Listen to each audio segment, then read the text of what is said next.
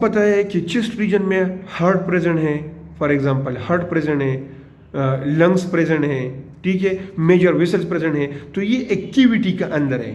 इसके इर्द गिर्द बाउंड्री वॉल्स होते हैं इस तरह। फॉर एग्जांपल ये चेस्ट रीजन है, चेस्ट रीजन के अंदर जो है हार्ट भी प्रेजेंट है और लंग्स भी प्रेजेंट है, लेट्स सपोज, ठीक है।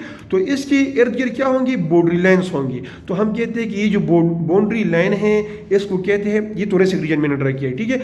ये जो बाउंड्री लाइन है इसको कहते हैं, रीजन कौन सा है, थोरेसिक। तो ये बाउंड्री वॉल है, बाउंड्री वॉल है, ये थोरेसिक रीजन का ये बाउंड्री वॉल है, तो इसको कहते हैं थोरेसिक वॉल।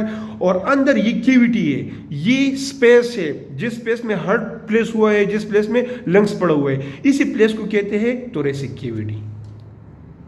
तो अब ये भी जरूरी है कि यहां पर जो बाउंड्री वॉल्स बनी हुई है, फॉर एग्जांपल ये बाउंड्री वॉल है प्रोटेक्शन के लिए, ठीक है। अब हम इसको स्पेसिफाई करेंगे कि आया बाउंड्री वॉल जो है ये कहां से कहां तक बाउंड्री वॉल है, और फिर इससे ऑनवर्ड कैविटी कहां से स्टार्ट होती है।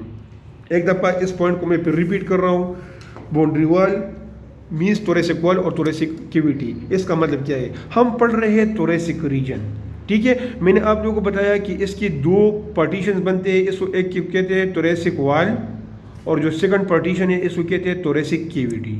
अब थोरेसिक वॉल और थोरेसिक कैविटी का क्या मतलब है। अच्छा, वही एग्जांपल मैं फिर रिपीट कर रहा हूं कि सबको पता है कि हार्ट ये मेजर ऑर्गन है, इसलिए मैं बार बार ये एग्जांपल देता हूं। हार्ट और लंग्स ये थोरेसिक रीजन में प्रेजेंट होते हैं, ठीक है।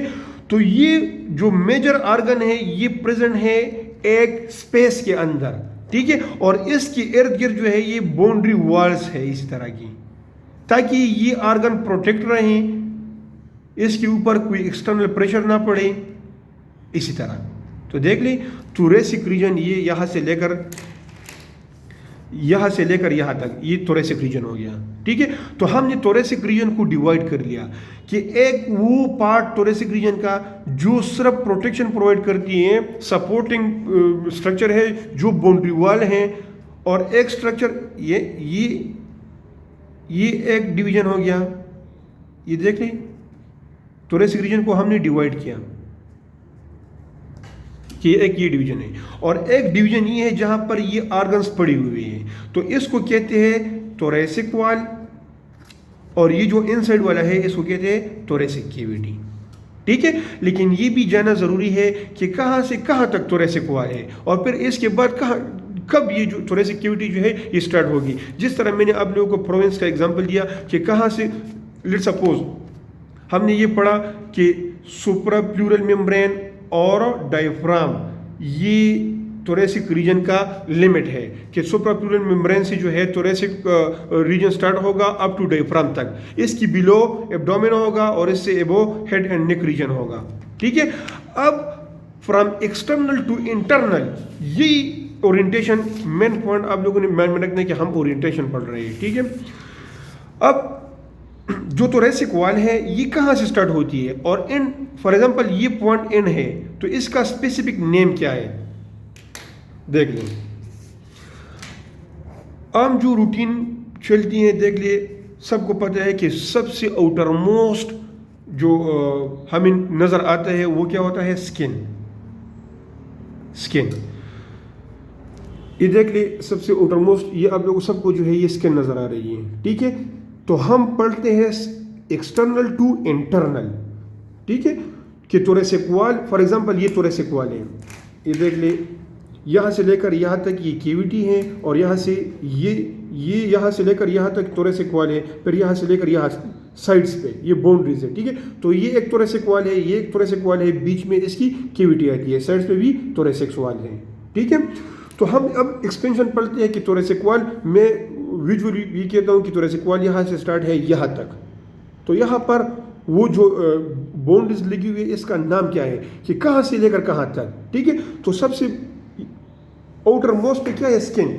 तो हम ये कह सकते हैं कि अगर हम एक्सटर्नल टू इंटरनल जाए तो सबसे एक्सटर्नल पे हमें क्या नजर आएगा, स्किन।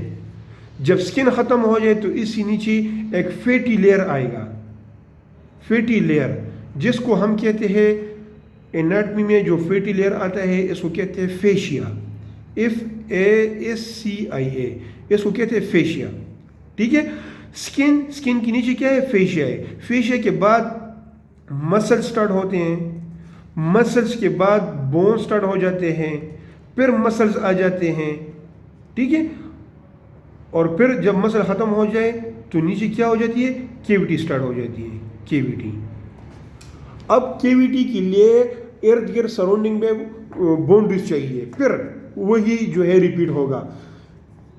ये देख लें, स्किन, फैटी लेयर जिसको फेशिया कहते हैं, फिर मसल्स, फिर बोन्स, फिर मसल्स, और इसके बाद केविटी।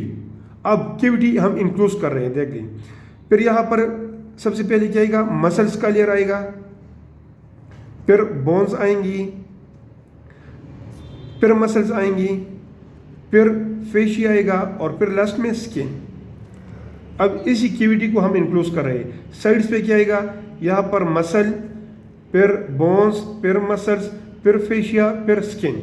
इसको हम इंक्लूड कर रहे हैं, muscles, bone, muscles, fascia, skin. इसी तरह हर साइड से यही पैटर्न चलेगा। ठीक है, तो थोरेसिक रीजन में जो सबसे, फॉर एग्जांपल यहाँ पे मैं ये वॉल ड्रा कर रहा हूँ, देख लें। जो आउटर मोस्ट होता है, लेट सपोज ये आउटर मोस्ट लेयर है,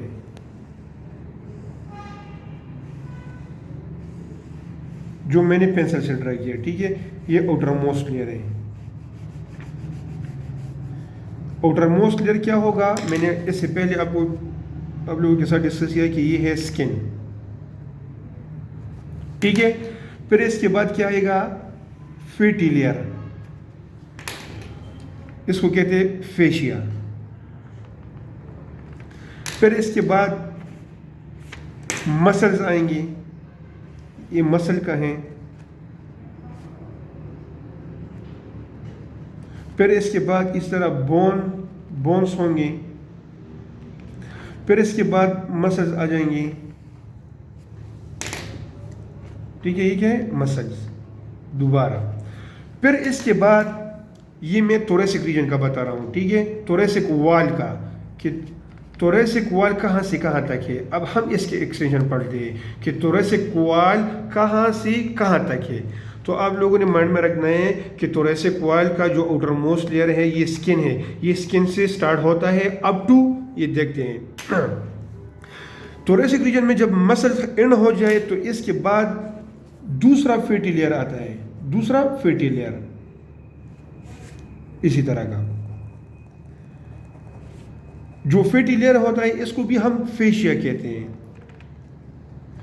ये वाला फेशिया जो बिल्कुल इनसाइड पे है इसको कहते हैं Indo mean inside. Thoracic fascia, इस फेशिया को क्या नाम है? एंडोथोरेसिक फेशिया। मीन्स कि वो फेशिया जो बिल्कुल इनसाइड थोरेसिक रीजन में है। फिर इसके बाद जो एंडोथोरेसिक फेशिया है, इसके बाद केविटी स्टार्ट होती है। फिर दोबारा उसी पैटर्न को मैं रिपीट कर रहा हूँ, वही दोबारा एंडोथोरेसिक फेशिया। ठीक है, फिर इसके साथ यही वाला मसल आ जाएगा, फिर बोन्स, फिर मसल्स, फिर ये वाला फेशिया आएगा, और फिर लास्ट में क्या आएगा? स्किन। ऊपर, अच्छा ये साइड्स पे है। ठीक है, ऊपर क्या है? ऊपर यहाँ पर एक मेम्ब्रेन प्रेजेंट है, मैंने आप लोगों को बताया, जो नेक और थोरेसिक रीजन को सेपरेट करती है। इसको कहते हैं सुप्राप्लूरल मेम्ब्रेन। सिर्फ नाम जहन में रख ले, बाकी इसका एनाटॉमी में बताऊंगा। ठीक है, एंड पे क्या है? एंड पे यहाँ इसी तरह एक दूसरा मसल है, इसको कहते हैं डायफ्राम। तो ये थोरेसिक रीजन है। थोरेसिक रीजन में यहाँ से लेकर यहाँ तक ये वाल है जिसको हम कहते हैं थोरेसिक वाल, और बीच में ये क्या है? केविटी। तो इसका अलग चैप्टर है थोरेसिक वाल का, और जो इनसाइड केविटी है इसका अलग चैप्टर है। तो ये सिंपली इसका इंट्रोडक्शन था। ठीक है, देख रहे सुप्राप्लूरल मेम्ब्रेन, इसका मैं थोड़ा डिस्कशन करना चाहता हूँ। अच्छा, सिंपली सुप्राप्लूरल मेम्ब्रेन जो है, सुप्राप्लूरल मेम्ब्रेन या फुल लिखता हूँ, सुप्रा मीन सुपीरियर, प्लूरा या प्लूरल मेम्ब्रेन। ये कौन सा मेम्ब्रेन है जो थोरेसिक रीजन को सेपरेट करते हैं from the head and neck region. ये क्या है? डायफ्राम, जो सेपरेशन पॉइंट है बिटवीन थोरेसिक रीजन एंड नीचे जो एब्डोमेन रीजन है, तो ये सेपरेशन प्रोवाइड करता है, ये जो दो मेम्ब्रेन है, ठीक है। सुप्राप्लूरल मेम्ब्रेन ये वाला मेम्ब्रेन है। इसका जो सेकंड नाम है वो है